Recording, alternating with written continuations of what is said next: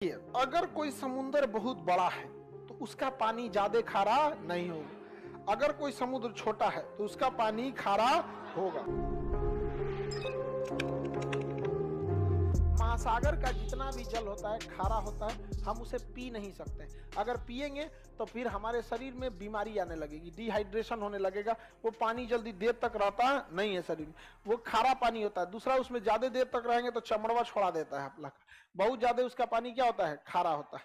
ठीक है, अब समझिए ध्यान से, समुद्री जल खारा क्यों होता है? क्योंकि नदियां नमक को ले जाके समुद्र में गिरा देती हैं। हमारे अगल बगल के वातावरण में नमक बहुत ज्यादा है। आप सोचे हैं आपका पसीना कैसा रहता है? नमक। अभी पसीना जाता कहाँ है? जब तक नहाते नहीं है तब तक कहीं नहीं जाता है। आपके शरीर का पसीना वापस नहीं जा सकता है। कपड़ा सोख लेता है, नहीं तो आप लोग वो चकट के मैल बन जाता है यहाँ पे। अब वो सारा का सारा पसीना जब आप नहाते हैं, हाँ जी जगमोहन, बेचारा जगमोहन को कह रहा है कि जगमोहन का पसीना महकता है।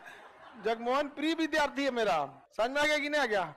जगमोहन एकदम प्रिय विद्यार्थी है। अब ध्यान से समझिए, हमारा पसीना कैसा? नमकीन।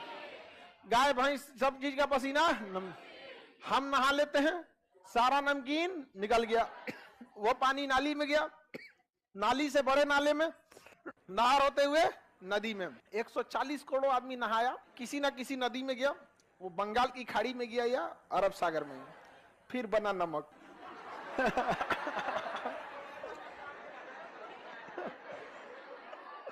वो नमक कहाँ है?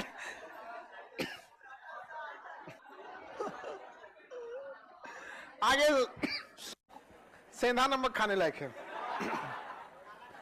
देखिए, ऐसा नहीं है केवल वही नमक होता है, समुद्र में बहुत टाइप के नमक होते हैं, उसमें साधारण नमक होता है। लेकिन समुद्र में नमक बनने का मुख्य कारण नदियां हैं, क्योंकि समुद्र में कोई रहता ही नहीं।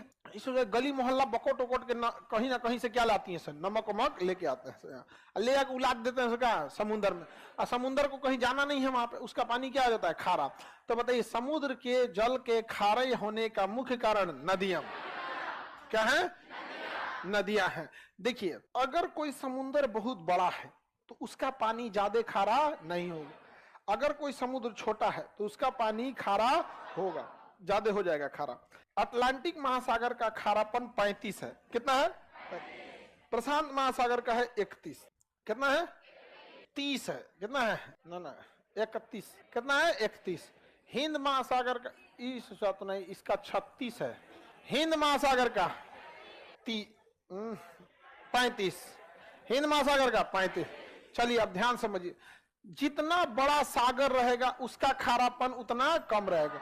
इसका परसेंटेज ऐसा साइन होता है, 2 को लगा दिया जाता है खारेपन का। तो बताइए, प्रशांत महासागर का खारापन 31, अटलांटिक का 36, हिंद महासागर का 35। हिंद महासागर का सबसे खारा महासागर प्रशांत महासागर, सॉरी अटलांटिक महासागर, सबसे ज्यादा खारा अटलांटिक में।